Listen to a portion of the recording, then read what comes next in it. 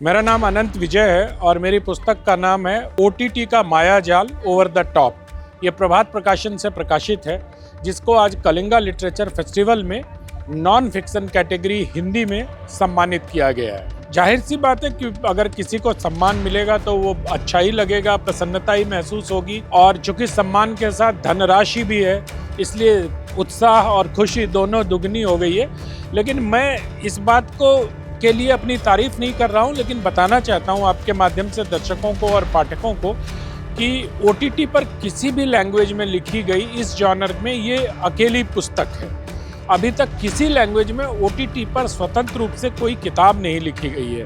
तो इस लिहाज से और इस बात को हमारे आपके जो निर्णायक मंडल थे, कलिंगा लिटरेरी फेस्टिवल के बुक अवार्ड्स के निर्णायक मंडलों ने इसको रेखांकित किया। ये मेरे लिए ज़्यादा खुशी की बात है कि मेरे काम को किसी ने नोटिस लिया और उसको सराहते हुए पुरस्कार दिया। तो ये मेरे लिए प्रसन्नता से अधिक संतोष की बात है। देखिए, मैं पिछले 15 वर्षों से दैनिक जागरण में, जहाँ मैं काम भी करता हूँ, एक स्तंभ लिखता हूँ रविवार को। उस स्तंभ में मैं कई वर्षों से ओटीटी की समीक्षा करता था, या ओटीटी पर कोई अगर एजेंडा मुझे दिखाई देता था तो उसके बारे में लिखता था, ओटीटी के रेगुलेशन के बारे में लिखता था, वर्ल्ड वाइड ओटीटी को लेकर किस प्रकार के रेगुलेशन है उस बारे में लिखता था।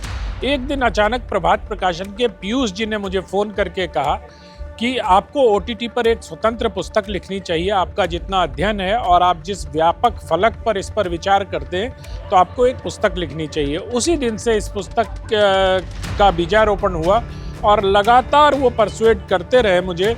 और मैं तो आज जिस प्रकार से मैंने अपना ये अवार्ड पीयूष जी को डेडिकेट किया है, मुझे लगता है कि पीयूष जी ने ही इस किताब की रूपरेखा बनाई, पीयूष जी ने ही इस किताब के बारे में लिखने के लिए मुझे प्रेरित किया, और पीयूष जी ने इसका प्रकाशन किया और लोग पाठकों तक इसको पहुंचाया।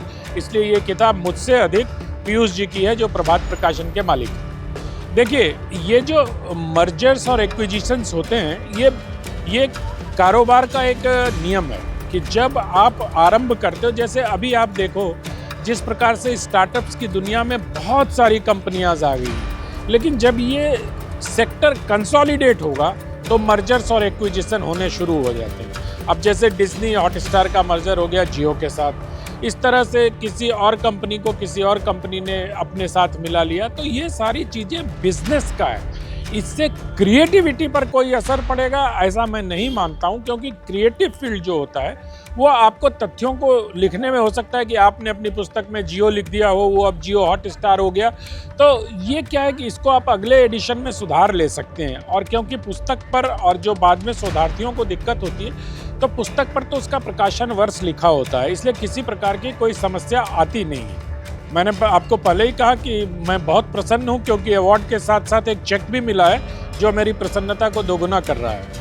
No, I don't want to give any message, क्योंकि मेरी अभी उतनी उम्र नहीं है कि मैं लोगों को, लेकिन हाँ, बस इतना कहना चाहता हूँ रीडर्स को कि किसी भी भाषा की किताब आप खरीद कर पढ़िए, लेखकों का उत्साह बढ़ता है। आपको किताबें पढ़नी चाहिए, और अनुरोध करता हूँ कि किताब जब पढ़ेंगे तो हमारे लेखन की दुनिया, हमारी सृजनात्मकता की दुनिया व्यापक होगी। यही मैं संदेश नहीं देना चाहता, मैं सिर्फ पाठकों से अनुरोध करना चाहता हूँ। मैं बहुत उत्सुक हूँ कलिंगा लिटरेचर फेस्टिवल में उड़ीसा में आने के लिए।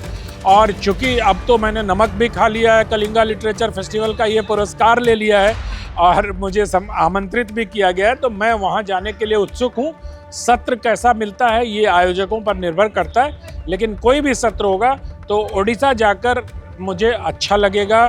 जगन्नाथ जी के दर्शन करने का सौभाग्य भी अगर उन्होंने बुला लिया तो मिलेगा। इससे ज़्यादा खुशी की बात और कुछ हो नहीं सकती। अगर आपकी साहित्य संस्कृति में रुचि है तो आपको अटेंड करना चाहिए, क्योंकि देश विदेश के विख्यात प्रख्यात लेखक, कलाकार, संस्कृति कर्मी इस आयोजन से जुड़ते हैं। कलिंगा लिटरेचर फेस्टिवल ने पिछले 8 वर्षों में अपनी एक अलग पहचान बनाई है।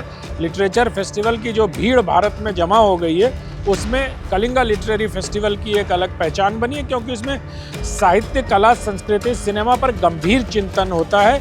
ये मेला या तमाशा नहीं होता जहां आपको हैंडीक्राफ्ट्स भी मिल रहे हैं और जहां गुपचुप खाने को भी मिल रहे। ये विशुद्ध कला संस्कृति का एक ऐसा मंच है जहां जाकर किसी को भी अच्छा लग सकता है, इसलिए आपको आना चाहिए।